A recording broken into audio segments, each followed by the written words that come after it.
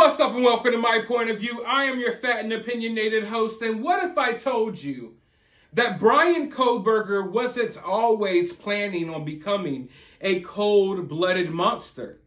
What if I told you that Kohberger's original dream was to become the next big rap star? I know some of you are sitting there like, what in the heck is this dude talking about?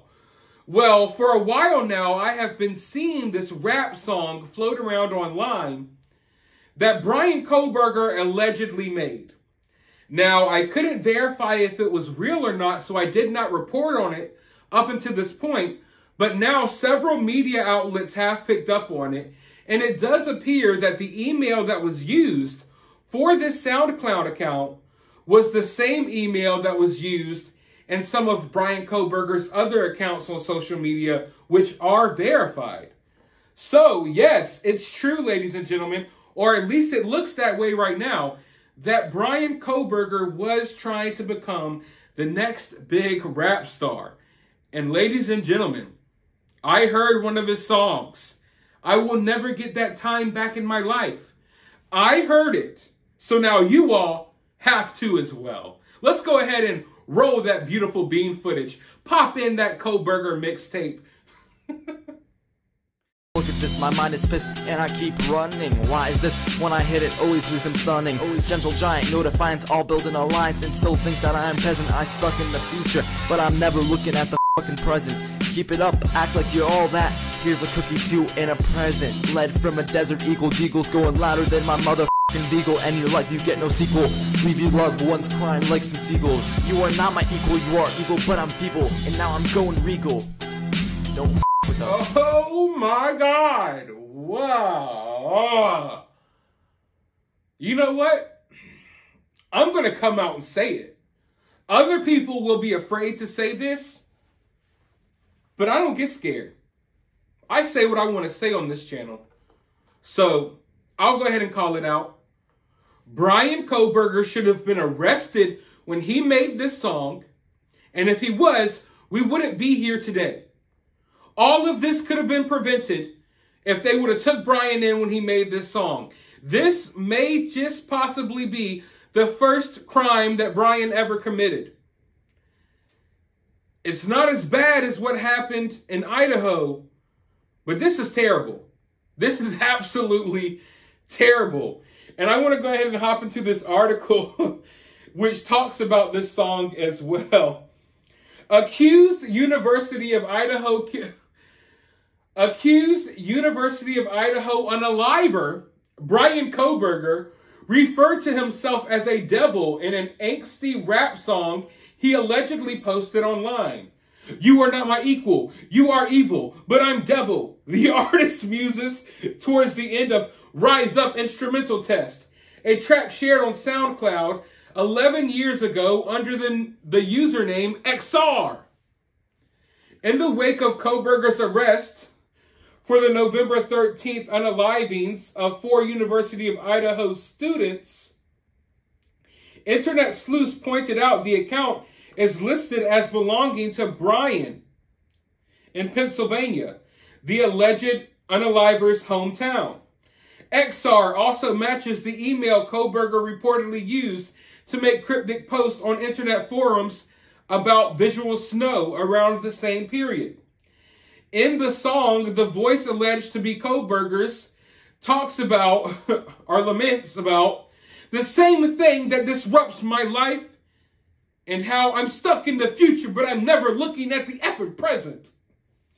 During one particularly chilling bar, the amateur rapper says, "End your life, you got no sequel. Leave your love." Oh my God. Why? It's so horrible. It's so bad. Oh, is this what I'm reduced to reading this stuff? All right. I gotta be professional here. Okay, this is a serious topic. Let's go ahead and dive back in. During one particularly chilling bar, the amateur rapper says, "End your life, you get no sequel. Leave your loved ones crying like some seagulls. Don't F with us," the final line warns. You underestimate. Oh my God. Oh my God. Whew. Well, I mean, what is there to say to that? You all heard the snippet. How did you all feel? Are you jamming Kohberger on your next trip to work? When you're out with the fellas going to grab a cold one, are you jamming Kohberger on the way to the club? Ladies, are you going to jam the new Kohberger mixtape when you're going out for girls' night? What in the hell was on this kid's mind? I'm telling you all right now, we got to start spotting the warning signs early. If your kid is in the closet recording a rap song talking about leaving families crying like seagulls, maybe it's time to take them in. Just go ahead and turn them in. Forget about it. But seriously, on a serious note, this was absolutely horrible. There's nothing else I could possibly say to describe it. But even in those lyrics, I guess you could see that he was angry. He was misunderstood. He referred to himself as the devil. And it's the last line, the "don't F with us," because it's so corny. And I can think of like a teenage Kohberger saying this little dweeb who's never experienced any hardships, never lived a street life, talking about "don't F with us." But I think it maybe shows you a little bit of how Bryan Kohberger was. That last line right there, it seems corny, but then when you think about what Bryan's alleged of doing, it's like, oh, maybe you don't want to F with Kohberger. But it's hard for me to explain, but I think it shows a certain dynamic that was going on within Kohberger. That wanting to show people that he's powerful and he's harder than what he really is. Don't F with us. You look at Kohberger, he's not someone you would view as a threat. And when you look at a young Kohberger, he was bullied, what have you, whatever. I don't really care about the bullying part. But I think there was always this thing within Kohberger that he needed to show people that he could hold his own. You know what I mean? And I've talked about this before, about how after Bryan supposedly, allegedly took these 4 students' lives, he went back to his own school and he was more confident. And I believe that's because Bryan finally felt a sense of power. And here he is in this rap song talking about "don't F with us. I'll leave you crying like some seagulls," and whatever the hell he was talking about. I think that was not Bryan speaking the truth about his life. That was more so Bryan showing how he really feels inside. It's really in ways Bryan showing his insecurity. Oftentimes when people are really vocal about things like that, when you see a guy that feels the need to display himself as the machoest macho man ever, you know the types, often that's insecurities.